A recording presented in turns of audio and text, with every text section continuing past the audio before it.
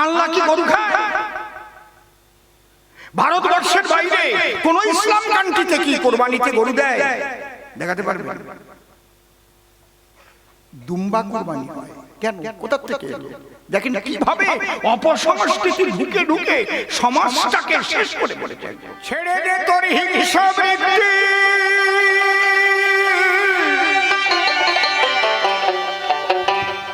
ছেড়ে দে তোর হিংসা বৃত্তি, ওই তো বিঘ্ন অতি প্রধান।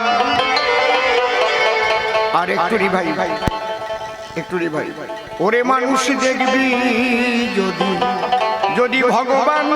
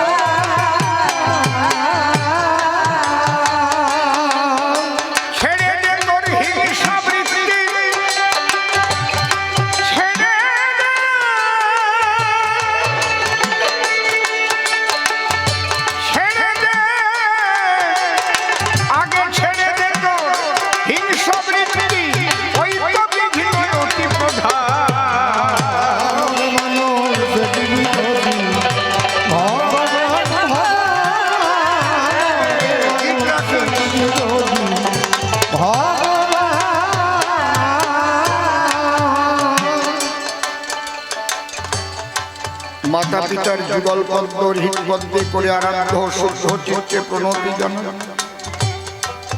সাধু গুরু বৈষ্ণব হেরিয়ার যত পুরুষ নারী আপনারা আশীর্বাদ করবেন সবাই।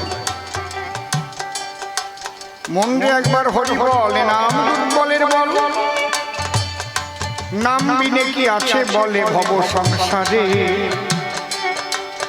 যে জন করে হরি চিনতে, হরি করে তার চিনতে, অন্তে জীবকে নিয়ে যায় সে ভব সিন্ধু পারে। মনিটরে টোন বেশি,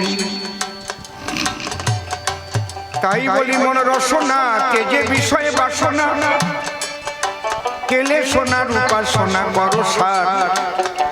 যে জন করে হরি চিনতে, হরি করে তার চিনতে, অন্তে জীবকে ভব সিন্ধু করে দেয় সে পার।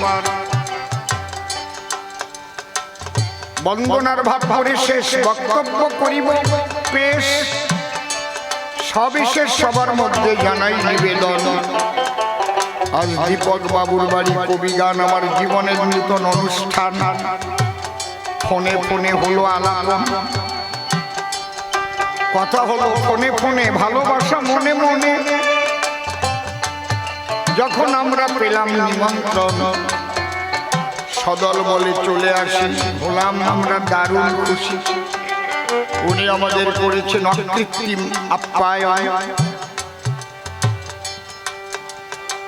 যাক সে কথা বলে কার্য নাই সভা তলে, আমাদের চারণ কবি বলে সবাই দেয় পরিচয়। আমরা যদি ইচ্ছা করি সব কথা ছন্দে বলিতে পারি, ছন্দে বিচরণ করি সর্বদাই। চারণ কবি মুকুন্দ দাস ছিলেন, ব্রিটিশের বিরুদ্ধে গান লিখে গেলেন। চারণ কবি আরো ছিলেন কতজন, বঙ্গমাতার অঙ্গলোক কবি দল, পুরাতনে করে স্মরণ জাগ্রতই মহিতল। কবি হরিচরণ সাধন বলে আকুল ছবি কবির দলে, তারক চান্তাই হরি বলে শিব শক্তি যার হিরিকল। করে হরিচাঁদের কৃপা ভিক্ষা, হরিবরের কবি শিক্ষা, মনোহরের গুণের ব্যাখ্যা আজও করে ভক্ত। ওই যে সরা ওই দিক ঘুরে একটু বুঝিস, হ্যাঁ আজও করে ভক্ত দল। সাধনায় অমৃত লোভী ছিলেন বড় রাজেন সাধক কবি, যার গানেতে ঠাকুর রবি বিশ্বকবি হয় পাগল। তারই সঙ্গী কবি নকুল, যার গানেতে সভা আকুল। পাগল বিজয় পেয়ে তার ফুল ফুল ফুটালো ভূমণ্ডল। বিজয়ের ভাটিয়াল গানে ভক্তি যোগায় ভক্ত প্রাণে, সুর ছন্দর মধুর গানে ঝরত কত নয়ন জল। নিশিকান্তের পদ যোজন যায় না করা তাহার ওজন, আজও যাহার গুণের গাজন করতেছে সুধী সকল। কবিদের নাম বলতে গেলে কত কবি আসে চলে, সেসব বলে আর নাহি প্রয়োজন। কবি রসিক শেখর রসে ভরা, সুরেন্দ্র হয় মধু ভরা, অমূল্য মাতালো ধরা, পেয়ে ভবা পাগলার বল। এমনি ভাবে চারণ কবি যারা কবি গান গেয়ে গেলেন, তারা তাদের তুলনায় আমি কবির চারা হয়েছি একজন। তাহাদের আশীর্বাদের বলে আমি আপনাদের দিন ছেলে এই কবি গান নিয়ে দেশ বিদেশ করি যে ভ্রমণ। আপনারা আশীর্বাদ করে প্রেমানন্দে বলে হরে কৃষ্ণ হরে, মস্তকে চরণ ধুলি দেবেন সর্বজন। আমি অবাক হয়ে যাই, মায়েদের কি উলুধ্বনিটাও মনে নাই। আমরা বাঙালি, আমাদের আদর্শ এটা ভুলবেন না কখন। সেই আগেকার দিনের কথা মনে পড়ে বিজ্ঞস্বতা। সন্ধ্যাকালে মায়েদের উলুধ্বনি শঙ্খধ্বনি প্রতি ঘরে হয়। আজকে আমি জয়ধ্বনি দেবার পরে নীরবতা দেখে বড় ব্যথা জাগে অন্তরে। আর একবার আমি ধ্বনি দেব এ সবাই জয় জয় রাধা গোবিন্দ প্রেমানন্দে সবাই হরি হরি বল।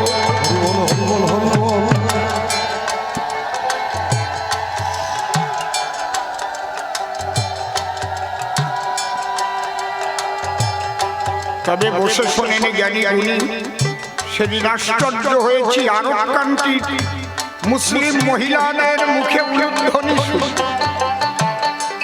কারণ আমি জানতাম বাঙালি মায়েরা ছাড়া উলুধ্বনি আর দেয় না কোনজন। উলুধ্বনি দিলে আনন্দ জাগে দিলে, তাই উলুধ্বনি পূজা পার্বণ আপনারা ভুলবেন না। এবার যাই পালার মধ্যে দাঁড়িয়ে সবার সান্নিধ্যে। ধর্ম নিয়ে কেন এত ব্যবধান? মানুষের ধর্মটা কি আমার কাছে বলো দেখি। এই নিয়ে ঠাকুর ভবা পাগলা গাইলেন একখানা গান।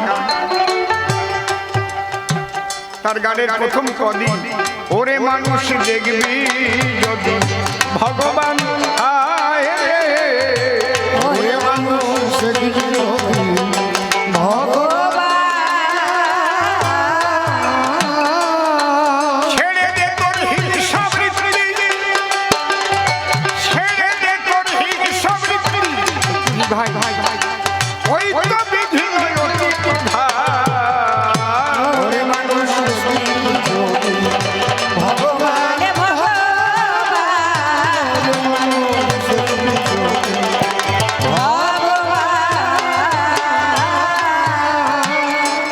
ছেড়ে দে তোর ভিন্ন ভেদ, ডাকনা শাস্ত্র দেখনা রে বেদে, কোরআন কোরআন নয় রে প্রভেদ, সঙ্গে হিন্দু শোন মুসলমান।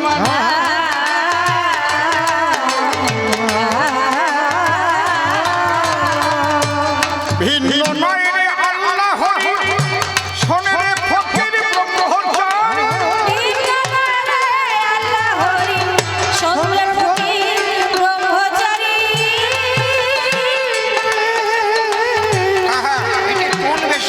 কোন বেশি এই লেডিসটাই কোন বেশি, একটাতে খেয়ে নিচ্ছে সব। আমি ভাবছি কোনটা এত টোন। হ্যাঁ হ্যালো, মনিটরে টোন কমবে, একটা এলোমেলো থাকলে সব শেষ হয়ে যাবে। হ্যালো হ্যালো, এখনো টোন বেশি।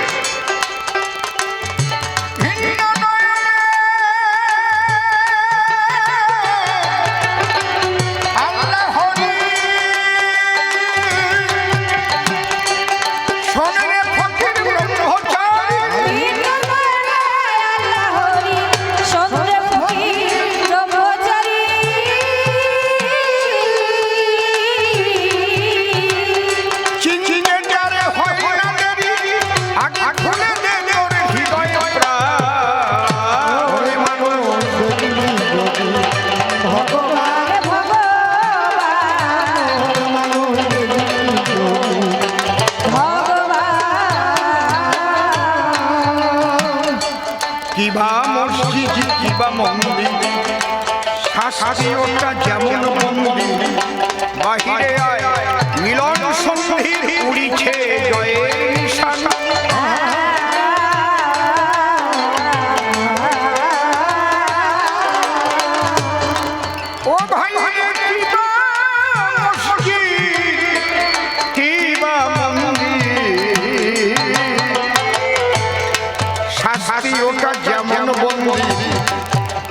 আহিরে আয় মিলন সন্ধি উড়িছে জয়ের নিশানা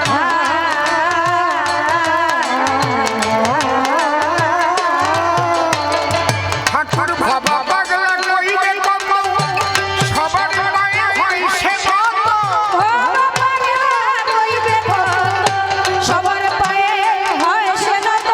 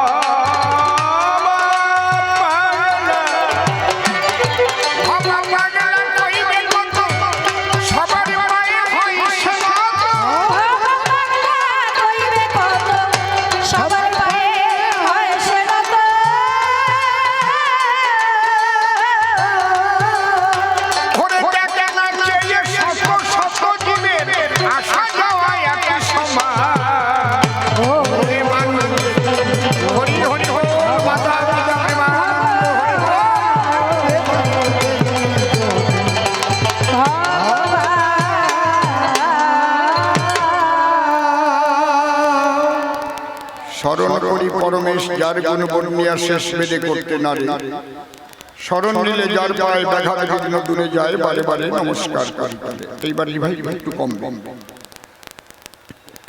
পরে বন্দী মায়ের চরণ যে পদ বিপদ হরণ ভব সিন্ধু তরণের একমাত্র উপায় যে পদ ভাবিলে পরে আপদ হরে বিপদ হরে জীবগণে ধ্রুব মোক্ষ পায়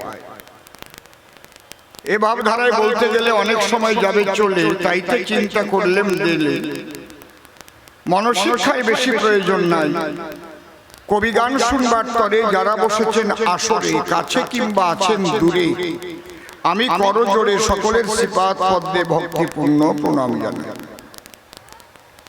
একটা সাউন্ড আসছে কেন শো শো করে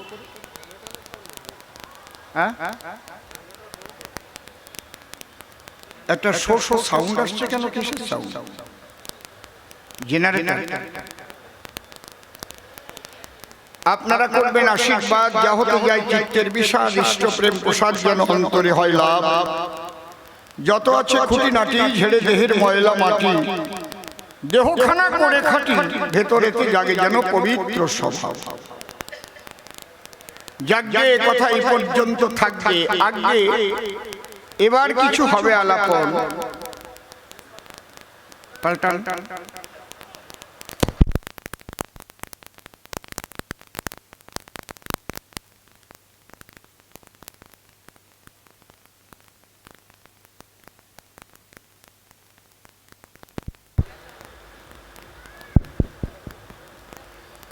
কিছু সময়ের জন্য কারেন্ট ছিল বন্ধ না হয় যাতে নিরানন্দ তার জন্য জেনারেটরের ছিল আয়োজন ওই জেনারেটরের শব্দ বন্ধ হলো এই জন্য মাইকের ফেস পাল্টানো লাগলো এই জন্য আমিও বন্ধ রাখলাম কিছুক্ষণ চুপ করে থাকেন সবে আমাদের গুরুত্বপূর্ণ আলোচনাগুলো হবে এগুলো শোনার আছে বিশেষ প্রয়োজন তবে একটা কথা বলতে পারি বসে শোনেন নরনারী যে ধর্ম কথায় বিশ্ব মানবের কল্যাণ না হয় তাহা কখনো ধর্ম কথা নয় ধর্ম কখনো গণ্ডিবদ্ধতা শিখায় না এটা দরকার জানা ধর্ম মানুষের মনকে বিস্তীর্ণ করে দেয় সেসব কথা বলছি পরে থাকেন একটু ধৈর্য ধরে সেই ধার্মিক কোটির মধ্যে দুই একটা মিলতে পারে অত সহজ নয়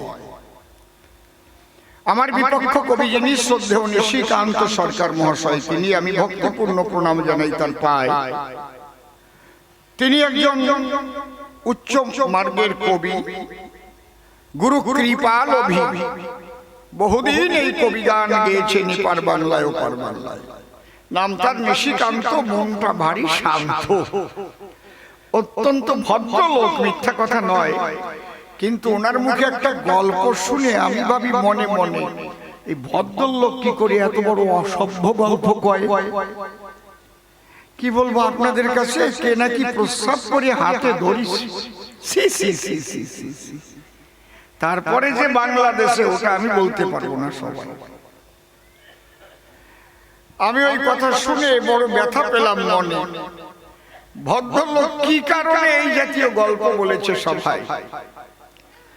যাকে তিনি নিজ নাম পরিহরি, আজ শ্যামানন্দ পরিব্রাজক নাম ধরি আসরে হয়ে দণ্ডায়মান।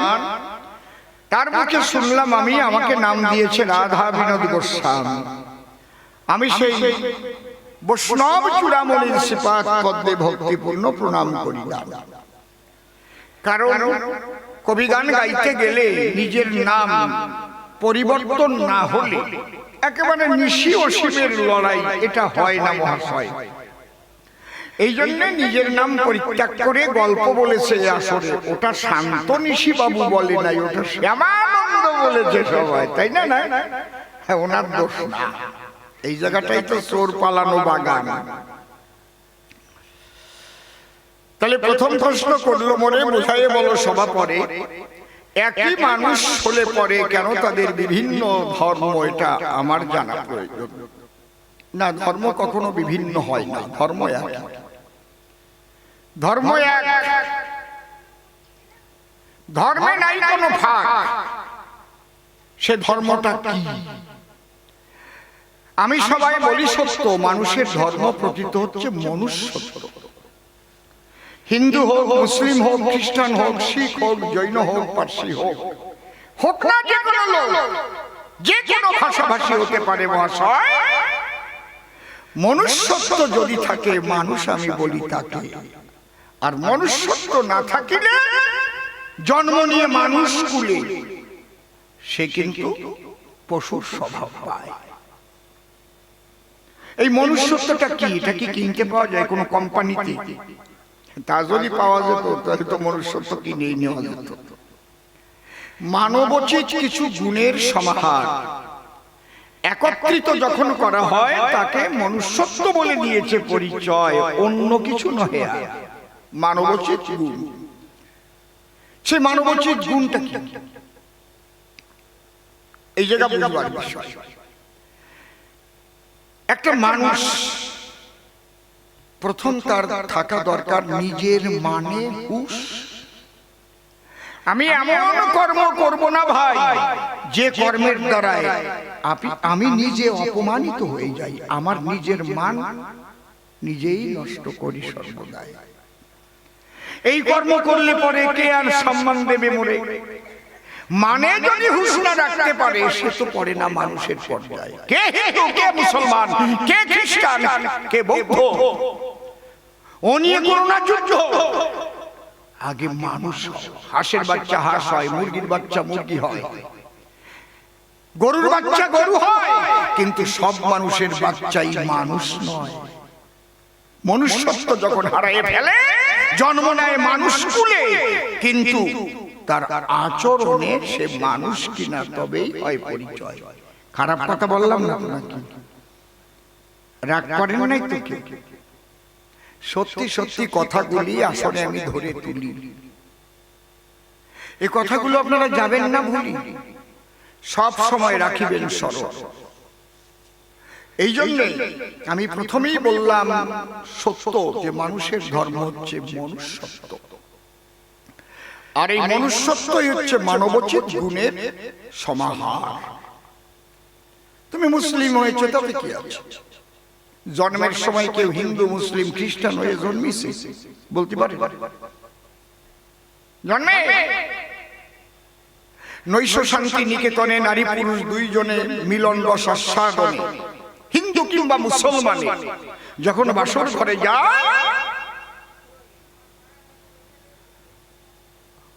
ওই মিলন আবাসে পিতার পিতৃধন ঝরে এসে মায়ের গর্ভাবাসে তখন লয় আশ্রয়। এ তো সবার বেলায়, হিন্দু, মুসলমান, খ্রিস্টান, বৌদ্ধ, সবার বেলায়। স্পার্ম অভাবের যখন মিলন হলো সেখান থেকে জায়গট ফর্ম হয়েছিল। তারপরে কোষ বিভাজনের দ্বারা ধীরে ধীরে পূর্ণ দেহ পায়।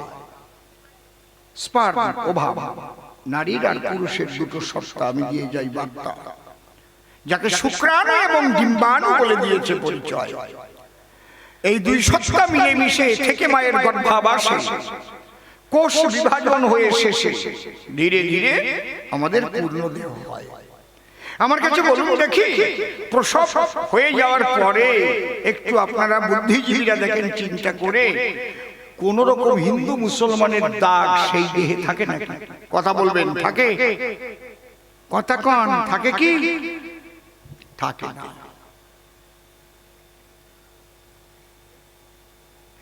কে ক্ষত্রিয়, কে ব্রাহ্মণ, কে বৈশ্য, কে শূদ্র, কে বৃহৎ, কে ক্ষুদ্র, এমন দাগও থাকে না কারো গায়ে। ওই গর্ভের থেকে কি পৈতে নিয়ে জন্মায়? না। তাহলে সবাই যখন জন্ম নিল, নারী পুরুষ মানুষের আকার নিয়েই জন্মেছিল। মুসলিম ভাই যারা এই পূর্ণ দেহ থেকে একটা বিশেষ অঙ্গের অগ্রভাগ কেটে ফেলে তারা, এর চাইতে আমি আর ভালো বাংলায় বলতে পারবো না। ওনার মতো এরকম কব না, গ্যাজা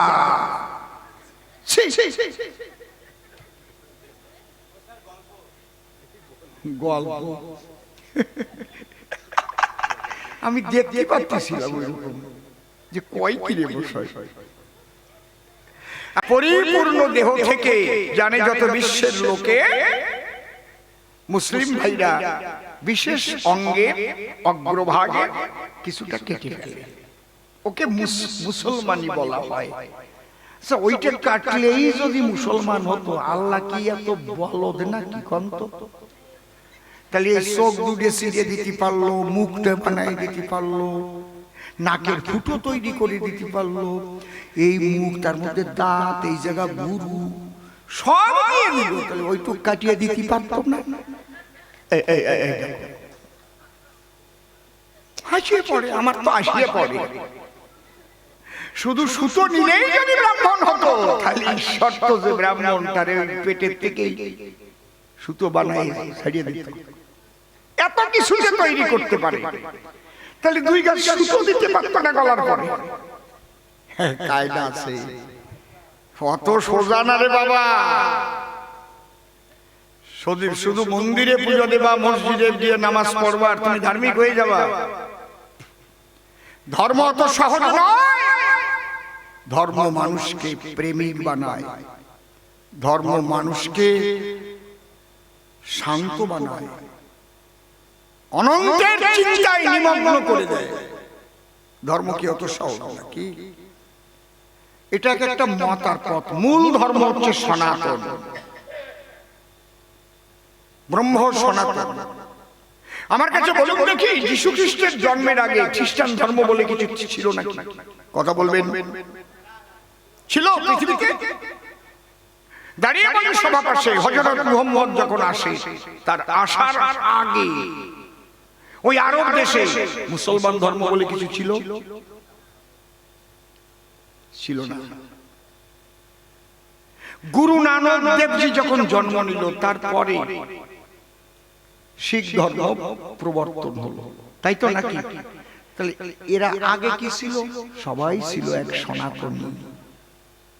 সনাতন, সনাতন মানে কি? যাহা ছিল, যা আছে, যাহা থাকবে চিরশাশ্বত, তাহাই সনাতনী হবে। এখান থেকে সেই একই সত্তাকে জানার তরে বিভিন্ন পদ দিয়েছে তৈরি করে। ধর্ম তিনটি জিনিসের উপরে দাঁড়ানো হয়। কি কি? একটা হচ্ছে ধর্মীয় সাহিত্য, একটা ধর্মীয় সংস্কৃতি, আর একটা ধর্মীয় দর্শন। এই দুটোর উপরে হয়েছে ভীষণ ভাবে ধর্ষণ। কি কি? সাহিত্য আর সংস্কৃতি।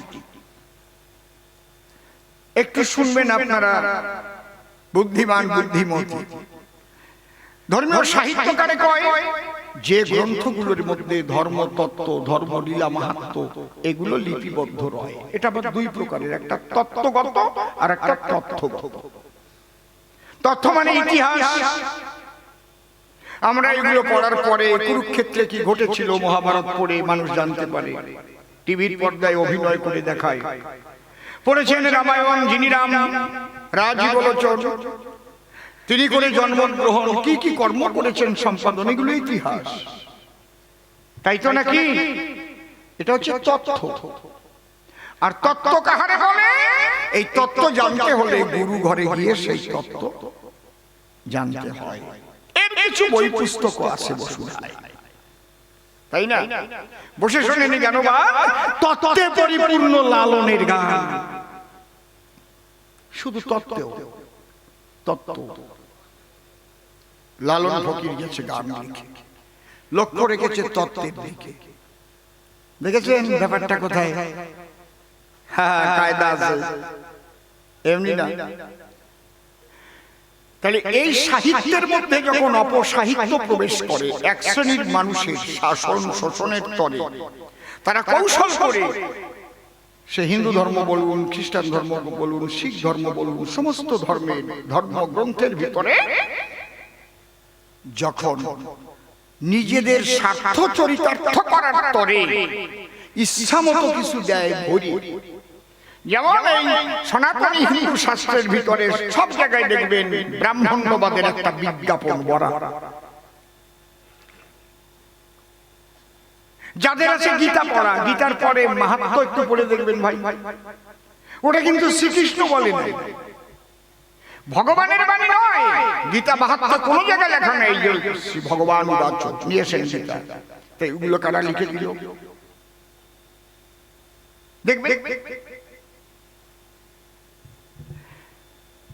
আপনি ভাগবত, মহাভারত,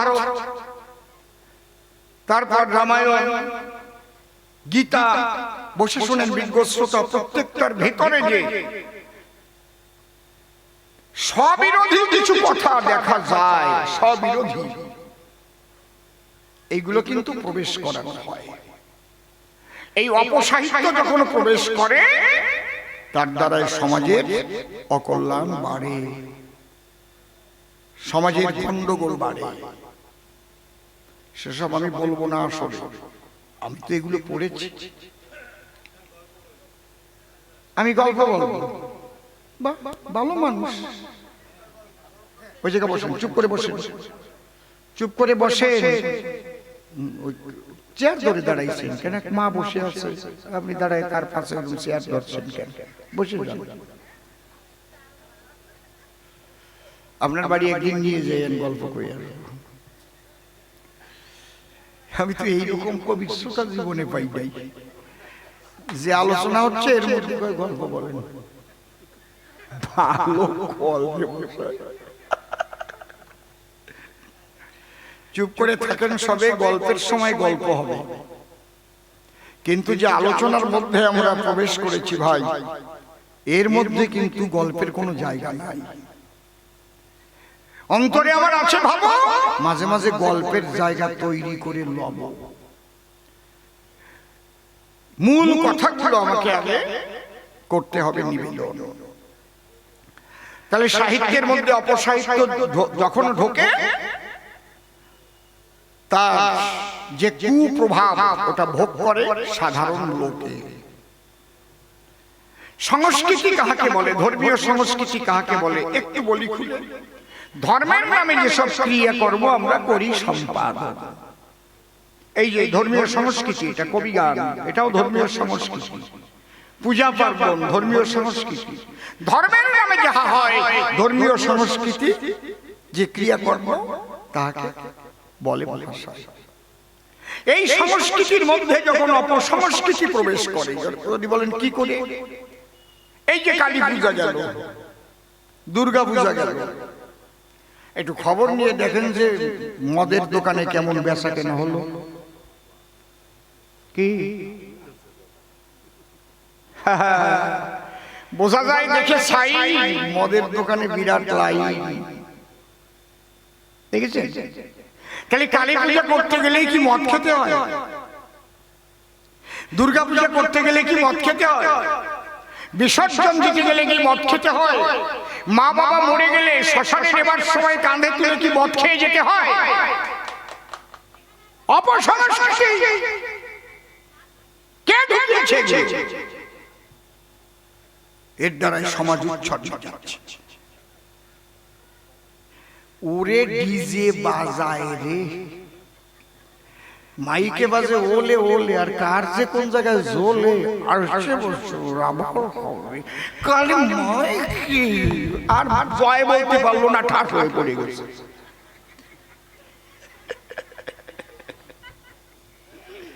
বুঝেছে? এই গল্পটা মনে পড়িছে এইবার এসে গেছে, দেখেছো কোপে এসে গেছে। তুমি বললি হবে নাকি? তুমি বলিয়ে দেবা, তারপরে আমি বলবো। বাহ, গুরু মশাই আমার। এক জাহাজে বিভিন্ন ধর্মের লোক যাচ্ছে, জাহাজের তলা ফুটো হয়ে গেছে একদম। তখন ওই বিপদ ভেরি, যেটা সাইলেন্ট,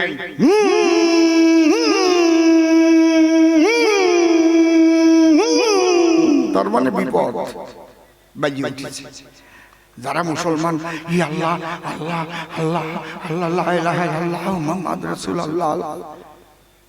যারা খ্রিস্টান, তারা গড গড গড, ও মাই গড, ও মাই গড, ও মাই গড। যে কোনোদিন কয় নাই সেও আজকে করছে, মৃত্যু ভয় কয়। আর হিন্দুদের মধ্যে কালী ভক্ত, যে জয় মা কালী রক্ষা করো, জয় মা কালী। যে কৃষ্ণ ভক্ত, হরে কৃষ্ণ হরে কৃষ্ণ, হ্যাঁ ঠাকুর। যে হরিচন্দ্রের ভক্ত, হরি বল, জয় বাবা গুরুচাঁদ, জয় বাবা হরিচাঁদ। বুঝতে পারছি? এখন এই হিন্দুদের সব ভগবানরা মিটিং করতেছে, কেডা যাবা। কালীরেও ডাকতেছে, শিবরেও ডাকতেছে, কৃষ্ণরেও ডাকতেছে, হরিচন্দ্রেও ডাকতেছে, যাবে কিনা। সবাই মিটিং করে গণেশ রে পাঠাও, পেট টেট মোটা আছে। গণেশ যাইয়ে জাহাজের উপরে নাচা আরম্ভ করেছে, ওই মোটা পেট নিয়ে আর হাতে সুর দিয়ে নাচতেছে। বুঝতে পারছি? আর ডিজে একটা সাথে করে নিয়ে গেছে। ওই ডিজে ডিজে বাজতেছে, চিকিমিকি চিকিমিকি চিকিমিকি চিকিমিকি, ও মোটা পেট দিয়ে নাচে আর সুর নাচাই চিকিমিকি। নারায়ণ ডাক দিয়ে কয়, করতেছো কি? তোমারে উদ্ধার করতে পারবো না, করবো না। কেন? এই কয়টা বিসর্জন হবে, আমাদের পুজো দেওয়ার বিসর্জনের পরে ডিজে বাজায় নাচে, এই জন্য আমি আজকে নাচবো এদের বিসর্জনের সময়। কেমন লাগতেছে? কায়দা আছে। মা যাবে বিদায় নিয়ে, সেখানে আনন্দ করবো মদ খেয়ে, দুপুরটা চোখের জল দিয়ে মায়ের রাতুল চরণে করো নিবেদন। মা, বিশ্ব মানবের কল্যাণের তরে, হে দুর্গতিনাশিনী দুর্গা, প্রার্থনা করি তোমার পদনখরে, মা সবার মঙ্গল করো। এই তো আমাদের সনাতনের কথা, সর্বতে সুখিনো সন্তু, সর্ব সন্তু নিরাময়া। মা সবাই সুখে থাকুক, সবাই নীরব থাকুক। মা বাবা মরে যাবে। আমার মনে হয় আপনাদের এই জায়গায় এখনো মানুষ পোড়াতে গেলে মদ টদ খায় টাই না, মনে হয় কি এই জায়গায় ওই ব্যারাম আইছে নাকি? ভাবছিলাম এই কল্যাণ বড্ডা ভালো আছে, এই জায়গাও আছে। অন্তত যে কয়জন কবিগান শুনতে আসছেন, এই কয়জন বর্জন করবে। আমি অসীম সরকার, আবার বাবা মারা গেল, আমি পরিষ্কার বলে দিয়েছি, যারা মদ খাবে তারা কেউ যাবে না। দরকার হলে কাউকে লাগবে না, আমার আমি একা যাবে। মানুষ কেঁদে আকুল হয়ে যাচ্ছে, আমার মা ফিট পড়ছে, সন্তানাদি কাঁদছে, আর পোড়াতে নিয়ে যাচ্ছে, আর সেখানে মদ খেয়ে মানুষ পোড়াবে। এটা হয়? বলি সবার সংস্কৃতি, এগুলো অপসংস্কৃতি। মা কালীর দ্বারে পাঠা বলি দেওয়া হয়। কে বলেছে? কোথায় লেখা আছে দেখান তো আমায়। পাঠা বলির কথা যোগশাস্ত্রে লেখা আছে, কিন্তু সেই পাঠা নয়। দেহের মধ্যে ৬টা পাঠা দিবানিশি ঘটায় লেখা, কাম ক্রোধ লোভ মোহ মদ মাৎসর্য যারে কয়। এই ৬টা পাঠার এক এক পাঠায় যখন মানুষকে ধরে, বহু বুদ্ধিমান মানুষ তখন গর্তে পড়ে, কামের পাঠার কামড়ে কত জ্ঞানী মানুষ পথভ্রষ্ট হয়। এই লোভ পাঠায় যখন কামড় মারে, অপরের ধন অন্যায় ভাবে হরণ করে, তারপরে পুলিশ তারে ধরে ঢুকায় জেলখানায়। লোভ, ক্রোধ, ক্রোধ যখন মানুষের যায় বেড়ে, এই শান্ত মানুষ অশান্ত হয়ে যায় একেবারে, নিজের ভাইকে মারে। আমি প্রমাণ দিতে পারি সবার সদয়, বসে শোনেন জ্ঞানী দল, নিজের ভাইয়ের গুলিতে মারা গিয়েছিল যার নাম প্রমোদ মহাজন। মরে নাই? তাহলে মারলো কি? ক্রোধে মেরেছে। তাহলে কাম, ক্রোধ, লোভ, মোহ, মদ, মাৎসর্য যারে কয়, এই ছয়টা পাঠা হিন্দু, মুসলমান, খ্রিস্টান, বৌদ্ধ সমস্ত মানুষের মধ্যে আছে মহাশয়। এর প্রবৃত্তিকে নিবৃত্তি জগতে সাধনার দ্বারায় নেওয়াকে পাঠা বলে দেওয়া বলা হয়। এর প্রবৃত্তিকে নিবৃত্তি জগতে নেওয়া বোঝা যাচ্ছে? তাই বলি কি বাজারের পাঠায় নিয়ে কাটিয়ে মাংস করে খাওয়া, তোমার খাতে ইচ্ছে করে কিনে খাও গিয়ে, মা কালীর দ্বারে বলি দেবা কেন? আমার কাছে বলুন দেখি, মা কালী কোনোদিন পাঠা বলি খাই নাকি?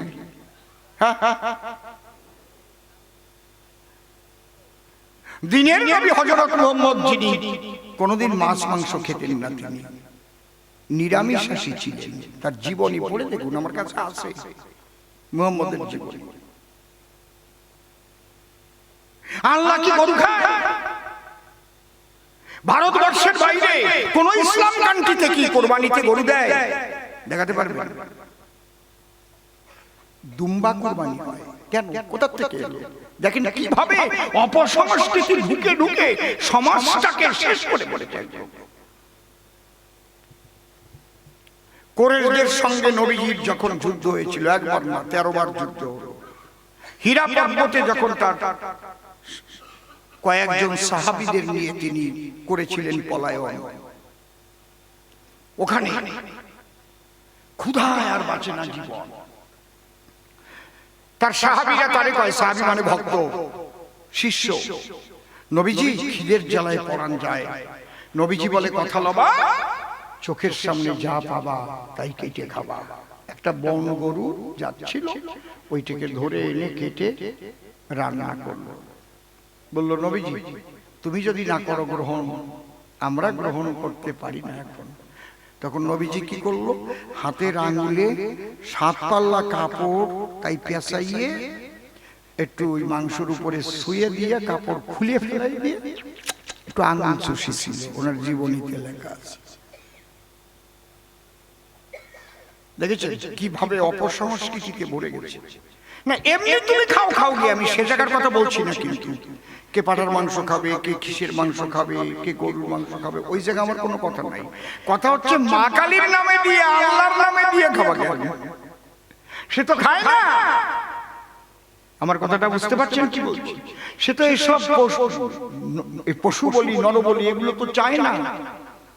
সে চায় প্রেম, প্রীতি, ভালোবাসা। তাহলে ধর্মীয় সংস্কৃতির মধ্যে অপসংস্কৃতি ঢুকেছে, ধর্মীয় সাহিত্যের মধ্যে অপসাহিত্য ঢুকেছে, কিন্তু ধর্মীয় দর্শনকে কারো দর্শন করার ক্ষমতা নাই। সেই ধর্মীয় দর্শনটা কি? সেটা সবারই এক, সনাতনী দর্শন। ধার্মিক যদি হতে চাও, আগে সত্য কথা কও, সত্যকে করিবে ধারণ। এটা বাইবেলেও আছে, হাদিসেও আছে, হিন্দুদের ধর্মেও আছে, সব জায়গায়। এটা কিন্তু পরিবর্তন করার কারো ক্ষমতা নেই।